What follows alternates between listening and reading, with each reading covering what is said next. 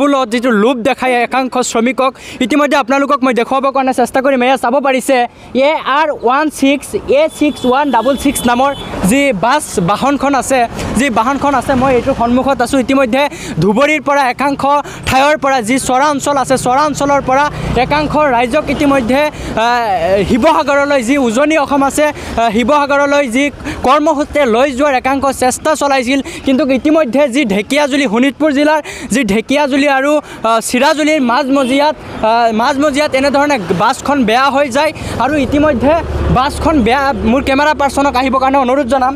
বেয়া হৈ যোৱাত ইতিমধ্যে সৰু সৰু কণমানি শিশু আছিলে এই বাছখনত আৰু এনেকুৱা এটা পৰিস্থিতি হৈছে আপোনালোকক মই অৱগত কৰিম আজিৰ ভিডিঅ'ৰ জৰিয়তে। হয়, তোমাৰ নাম কি ভাইটি? নাম কি তোমাৰ? জোৰে কোৱা, নাম কি? নাম কোৱা, নাম। একাংশ চেষ্টা কৰি আছে আপোনালোকক দেখুৱাই আছোঁ। এনেধৰণে তেখেতসকলে কৰ্মসূত্ৰে ধুবুৰীৰ পৰা শিৱসাগৰলৈ ৰাওনা দিছিল আৰু ইতিমধ্যে বিভিন্ন দল সংগঠনে এইটো তেখেতসকলক পুনৰ তেখেতসকলৰ নিজ ঠাই ধুবুৰীলৈ প্ৰেৰণ কৰি আছে। মই আপোনালোকক বিশেষভাৱে দেখুৱাই আছোঁ। মাতৃভূমি নিউজ চেনেল চাই থকাৰ বাবে আপোনালোকক ধন্যবাদ জ্ঞাপন কৰিছোঁ আৰু মই আবু বকৰ ছিদ্দিক। আজি মই আহি উপস্থিত হৈছোঁ শোণিতপুৰ জিলাৰ চিৰাজুলিৰ আৰু ঢেকীয়াজুলিৰ মাজমজিয়াত। ইতিমধ্যে যি অসমত এক বিতৰ্কৰ সৃষ্টি হৈছে উজনি আৰু নামনিৰ যি অসমক লৈ ইতিমধ্যে ধুবুৰীৰ পৰা শিৱসাগৰলৈ যাত্ৰা কৰিছিল একাংশ শ্ৰমিকে। কণমানি শিশুসকলেও আছিল, এটা বাছেৰে যাত্ৰা কৰি আছিল তেখেতসকলে কৰ্মসূত্ৰে ধুবুৰীৰ পৰা শিৱসাগৰলৈ। ইতিমধ্যে শোণিতপুৰ জিলাৰ যি ঢেকীয়াজুলি আৰু চিৰাজুলিৰ মাজমজিয়াত তেখেতসকলৰ বাছখন বেয়া হৈ যায় আৰু ইতিমধ্যে তেখেতসকলক বিভিন্ন দল সংগঠনে সংখ্যালঘুৰ যিসমূহ দল সংগঠন আছে নেমচু, আমচু, মুছলিম ছাত্ৰ সন্থা ইতিমধ্যে তেখেতসকলে আমি গম পোৱা মতে পুনৰ তেখেতসকলৰ যি ঠাই আছে ধুবুৰীলৈ তেখেতসকলক আকৌ পুনৰ পঠাই দিছে বুলি জানিব পাৰিছোঁ। ইতিমধ্যে মোৰ সৈতে আছে সংখ্যালঘুৰ দল সংগঠনসকলে। মই প্ৰথমতে আলোচনা কৰিবলৈ চেষ্টা কৰিম নেমচুৰ কেন্দ্ৰীয় সমিতিৰ সম্পাদক শামছুল হক ডাঙৰীয়া। ইতিমধ্যে কি প্ৰতিক্ৰিয়া জনাব অসমবাসী ৰাইজক, যিহেতু অসমত এক যি প্ৰতিক্ৰিয়াৰ সৃষ্টি হৈছে নামনি আৰু উজনিক লৈ, কি জনাব নেমচুৰ ফালৰ পৰা? হয়, আচলতে আপাৰ আসামত যি পৰিস্থিতি এটা দেখা গৈছে শৃংখল চলি অহা আমাৰ সম্ভৱ হয় এই ব্যক্তিজন নিশ্চয় মদাহী হ'ব, কাৰণ আমাৰ সন্দেহ হয়।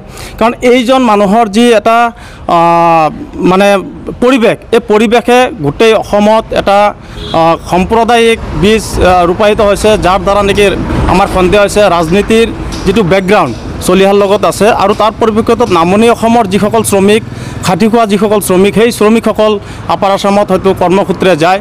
আৰু দেখা গৈছে আপাৰ আসামত কিছুমান মালিক শ্ৰেণীৰ ব্যক্তিয়ে বা ঠিকাদাৰে কি কৰে, শ্ৰমিকসকলক কাম কৰাই 6 মাহ 3 মাহ 1 বছৰ কাম কৰাৰ পিছত যেতিয়া নেকি টকা দিয়াৰ যেতিয়া সময় হয় বা কাম সম্পন্ন হয়, তাৰপিছতে কি কৰে, কিছুমান মদাহী কিছুমান যুৱকক লগাই দিয়ে দল সংগঠনৰ নামত আমাৰ মানুহখিনিক অত্যাচাৰ কৰিবৰ কাৰণে বাংলাদেশীৰ নামত নিৰীহ লোকসকলক হাৰাশাস্তি কৰি কি কৰে, এটা ভয় ভাৱ দেখুৱাই তেখেতক তাৰ পৰা পলাই আহিবৰ কাৰণে সুযোগ প্ৰদান কৰে। আৰু যিসকল পলাই নাই সেইসকলক কি কৰে, কিছুমান দল সংগঠনৰ যুৱকক লগাই দি পেলাই মাৰ পিট কৰি তেখেতক খেতি দিয়ে। গতিকে যিহেতু এনেকুৱা এটা সাম্প্ৰতিক পৰিস্থিতিৰ ওপৰত নিৰ্ভৰ কৰি আমি চালোঁ যে ইয়াত ধুবুৰী, চিৰাং, কোকৰাঝাৰৰ পৰা কিছুমান শ্ৰমিক কৰ্মসূত্ৰে যাব বিচাৰিছিলে আৰু সেই টিমটোৰ লগত কিছুমান কণ ল'ৰা ছোৱালীও আছে। আমি চিন্তা কৰিলোঁ যে সেই ল'ৰা ছোৱালীক শিক্ষাৰ দায়িত্ব কোনে ল'ব? আজি এই ব্যক্তিসকল যদি আপাৰ আসামত যাব, কিছুমান মদাহীৰ প্ৰচলনত পৰি পেলাই যেতিয়া নেকি কিবা হাৰাশাস্তিত ভুগিবলগীয়া হ'ব, তেতিয়া তাৰ দায়ী কোন হ'ব? গতিকে য'ত নেকি গৃহ বিভাগে য'ত দায়িত্ব নলয়, য'ত নেকি অসম চৰকাৰে য'ত দায়িত্ব নলয়, গতিকে তাৰ সেই পৰিস্থিতিত এই ব্যক্তিসকল কিহৰ কাৰণে যাব? তাৰ কাৰণে আমি নেমচুৱে এই শ্ৰমিকসকলক আমি ধুনীয়াকৈ বুজাই দিছোঁ যে আপাৰ আসামত যেতিয়ালৈকে সাম্প্ৰতিক পৰিস্থিতিৰ যি পৰিৱেশ ভাল নহয় তেতিয়ালৈকে আপাৰ আসামত যাব নালাগে। চাই আপাৰ আসামত দলং নহওক, ঘৰ নহওক, ৰাস্তা ঘাট নহওক, ইয়াত আমাৰ কোনো আপত্তি নাই। আমাৰ মানুহখিনি হাৰাশাস্তিৰ পৰা নিৰ্মূল হ'বগৈ, বাচিব লাগে। গতিকে যেতিয়ালৈকে সাম্প্ৰতিক পৰিস্থিতি ভাল নহ'ব তেতিয়ালৈকে আমি গোটেই অসমৰ দল সংগঠনক আমি আহ্বান জনাম যাতে নামনি অসমৰ পৰা যাতে কোনো শ্ৰমিক যাতে উজনি অসমলৈ যাতে কাম সূত্ৰে নাযায়, আৰু যাতে যিসকল দালাল আছে, কিছুমান দালালৰ প্ৰলোভনত আমাৰ নিৰীহ যিসকল মানুহ চিধা চাধা মানুহ সেইসকলক টকা পইচাৰ প্ৰলোভন দি পেলাই লোৱাৰ এটা সম্ভাৱনা হৈছে। গতিকে সেই দালালসকলক আমি সকীয়াই দিছোঁ যে অনাগত দিনত যদি তেনেকুৱা দালাল শ্ৰেণীৰ ব্যক্তিয়ে যদি আমাৰ নিৰীহ শ্ৰমিকসকলক যদি লৈ যদি আপাৰ আছামত লৈ পেলাই যদি কিছু কৰ্মত নিয়োজিত কৰাই যদি টকা পইচাৰ ক্ষেত্ৰত যদি কিবা লুটিপাটি কৰিব বিচাৰিছে সেইসকলক আমি সকীয়াই দিছোঁ। আমি কোনো পধ্যেই এখেতক ৰেহাই নিদিওঁ। আৰু আমি বিশেষকৈ নামনি অসমত যিসকল আমাৰ দল সংগঠন আছে বাতৰি দল সংগঠন আছে সেইসকলে চোকা নজৰ ৰাখিব লাগে যাতে শ্ৰমিকসকল যাতে কোনো পধ্যেই যাতে আপাৰ আছামত যাতে যাব নোৱাৰে। আৰু তাৰ কাৰণে সম্পূৰ্ণ দায়ী যিজন ইতিমধ্যে অসমত প্ৰচাৰ হৈছে মদাহী বুলি আমাৰো সন্দেহ হয় তেখেতে মদাহী। গতিকে সেইজন ব্যক্তিয়ে তাৰ মানে জবাবদিহি হ'ব লাগে।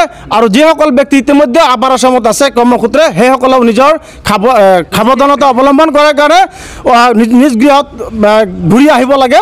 আমি নেমচু ফালৰ পৰা আহ্বান জনাইছোঁ। যিহেতু শিৱসাগৰৰ পৰা একাংশ ঠিকাদাৰে আজি ধুবুৰী হওক বিভিন্ন চৰাঞ্চলৰ পৰা মানুহবোৰক কৰ্মসূত্ৰে লৈ যায়, আপুনি কি ক'ব বিচাৰিব যে সেই ঠিকাদাৰসকলতো শিৱসাগৰৰে হয়, আপুনি যিহেতু শৃংখল চলিয়াই এক বিতৰ্কৰ যি সৃষ্টি কৰিছে তেখেতসকলক কি জনাব বিচাৰিব? নাই, ইতিমধ্যে আপোনালোকে গম পাইছে তাত আপাৰ আছামত কিছুমান দল সংগঠনৰ কিছুমান নেতা আছে যিসকলে নেকি চব্জিৰ পৰা টেক্স লয়, মাছ ব্যৱসায়ৰ পৰা টেক্স লয়, বিভিন্ন ব্যৱসায় সূত্ৰে হয়তো নামনি অসমৰ পৰা যেতিয়া যায় সেইসকলৰ পৰা টেক্স লোৱা আৰম্ভ কৰে।